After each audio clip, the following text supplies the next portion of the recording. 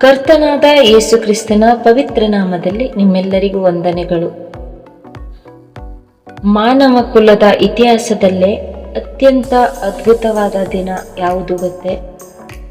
ಅದು ಮರಣದ ಮೇಲೆ ಜೀವವು ಜಯಗಳಿಸಿದ ದಿನ, ಸಮಾಧಿಯ ಕಲ್ಲು ಉರುಳಿಸಲ್ಪಟ್ಟ ದಿನ, ನಮ್ಮ ರಕ್ಷಕನು ಮರಣವನ್ನು ಗೆದ್ದು ಎದ್ದು ಬಂದ ಪುನರುತ್ಥಾನದ ದಿನ. ಇಂದು ನಾವು ಆ ಪರಿಶುದ್ಧ ಸತ್ಯವನ್ನು ಧ್ಯಾನಿಸೋಣ. ಲೋಕದ ಪಾಪಗಳಿಗಾಗಿ ಯೇಸು ಸ್ವಾಮಿ ಕಲ್ವಾರಿ ಶಿಲುಬೆ ಮೇಲೆ ಪ್ರಾಣ ಬಿಟ್ಟಾಗ ಎಲ್ಲವೂ ಮುಗಿದು ಹೋಯಿತು ಎಂದು ಲೋಕ ಭಾವಿಸಿತು. ಆತನು ಸಮಾಧಿ ಮಾಡಲ್ಪಟ್ಟನು, ಸಮಾಧಿಗೆ ಮುದ್ರೆ ಹಾಕಲಾಯಿತು. ಶಿಷ್ಯರು ಭಯದಿಂದ ಚದರಿ ಹೋದರು. ಆದರೆ ದೇವದೂತನು ಆತನು ಹೇಳಿದಂತೆಯೇ ಎದ್ದು ಬಂದಿದ್ದಾನೆ. ಲೂಕ 24:1-12 ನೋಡುವಾಗ, ಸ್ತ್ರೀಯರು ಯೇಸುವಿನ ದೇಹಕ್ಕೆ ಸುಗಂಧ ದ್ರವ್ಯಗಳನ್ನು ಹಚ್ಚಲು ಸಮಾಧಿಯ ಬಳಿಗೆ ಹೋದರು. ಅಲ್ಲಿ ಅವರು ಅದ್ಭುತಗಳನ್ನು ನಿರೀಕ್ಷಿಸಿ ಇರಲಿಲ್ಲ, ಕೇವಲ ಮೃತದೇಹವನ್ನು ನಿರೀಕ್ಷಿಸಿದ್ದರು. ಆದರೆ ಅಲ್ಲಿ ಅವರಿಗೆ ಹೊಳೆಯುವ ಉಡುಪನ್ನು ಧರಿಸಿದ ಇಬ್ಬರು ಪುರುಷರು ಅಕಸ್ಮಾತ್ತಾಗಿ ಅವರ ಬಳಿಯಲ್ಲಿ ನಿಂತುಕೊಂಡರು. ಮತ್ತು ಆ ಪುರುಷರು ಅವರಿಗೆ, ಸತ್ತವರೊಳಗೆ ಬದುಕಿರುವವನನ್ನು ಹುಡುಕುವುದೇನು?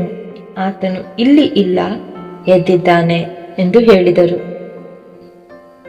ಇದು ಕೇವಲ ಒಂದು ಘಟನೆಯಲ್ಲ. ಮತ್ತಾಯ 28:1-7 ವಿವರಿಸಿದಂತೆ ಅಲ್ಲಿ ದೊಡ್ಡ ಭೂಕಂಪವಾಯಿತು ಮತ್ತು ಪರಲೋಕದ ದೂತನು ಬಂದು ಸಮಾಧಿಯ ಕಲ್ಲನ್ನು ಉರುಳಿಸಿದನು.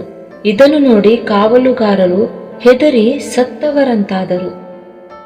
ಈ ಖಾಲಿ ಸಮಾಧಿಯೇ ನಮ್ಮ ಕ್ರಿಸ್ತ ನಂಬಿಕೆಯ ಅಡಿಪಾಯ. ಈ ದಿನ ನಮಗೆ ಏಕೆ ಇಷ್ಟೊಂದು ಮುಖ್ಯ ಗೊತ್ತೇ?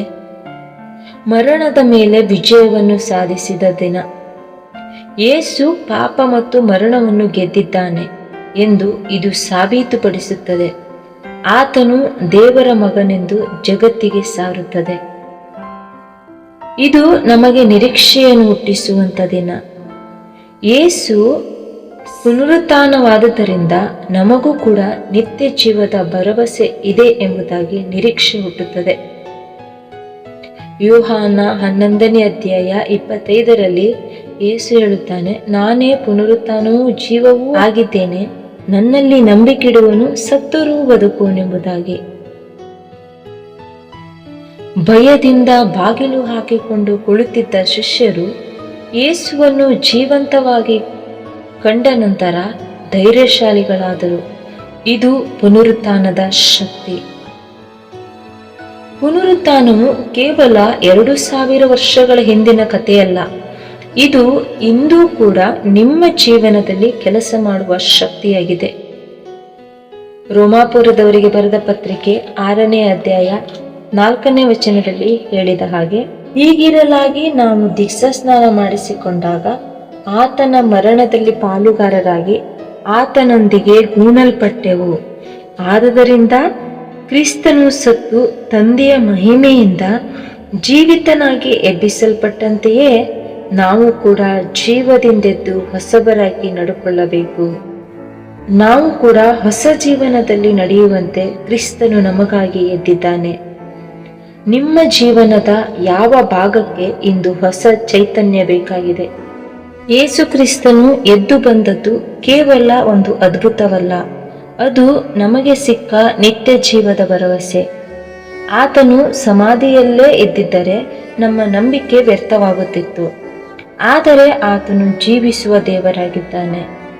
ಆತನು ಮರಣದ ಕೊಂಡೆಯನ್ನು ಮುರಿದು ನರಕದ ಮೇಲೆ ವಿಜಯವನ್ನು ಸಾಧಿಸಿದನು.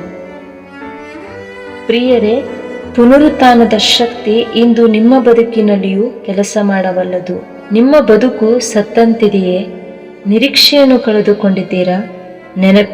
ನೆನಪಿರಲಿ, ಸತ್ತ ಲಾಜರನನ್ನು ಎಬ್ಬಿಸಿದ, ತಾನೇ ಮರಣದಿಂದ ಎದ್ದು ಬಂದ ಯೇಸುವು ನಿಮ್ಮ ಪರಿಸ್ಥಿತಿಯನ್ನು ಬದಲಾಯಿಸಬಲ್ಲನು. ಆತನ ಪುನರುತ್ಥಾನವು ನಮಗೆ ಹೊಸ ಹುಟ್ಟನ್ನು ಕ್ಷಮೆಯನ್ನು ಮತ್ತು ಪರಲೋಕದ ನಿರೀಕ್ಷೆಯನ್ನು ನೀಡುತ್ತದೆ. ಯೇಸು ಜೀವಿಸುತ್ತಾನೆ, ಆದುದರಿಂದಲೇ ನಾವು ಧೈರ್ಯದಿಂದ ನಾಳೆಯನ್ನು ಎದುರಿಸಬಲ್ಲೆವು. ಈ ಪುನರುತ್ಥಾನದ ಹಬ್ಬವು ನಿಮ್ಮ ಕುಟುಂಬದಲ್ಲಿ ದೈವಿಕ ಶಾಂತಿ ಮತ್ತು ಸಂತೋಷವನ್ನು ತರಲಿ. ಈ ಸಂದೇಶವು ನಿಮಗೆ ಆಶೀರ್ವಾದದಾಯಕವಾಗಿದ್ದರೆ ಇದನ್ನು ಇತರರೊಂದಿಗೆ ಹಂಚಿಕೊಳ್ಳಿ. ಯೇಸು ಕ್ರಿಸ್ತನ ಜೀವ ನೀಡುವ ಪ್ರೀತಿ ನಿಮ್ಮೊಂದಿಗಿರಲಿ. ಆಮೇನ್. ಶುಭ ಪುನರುತ್ಥಾನದ ದಿನ.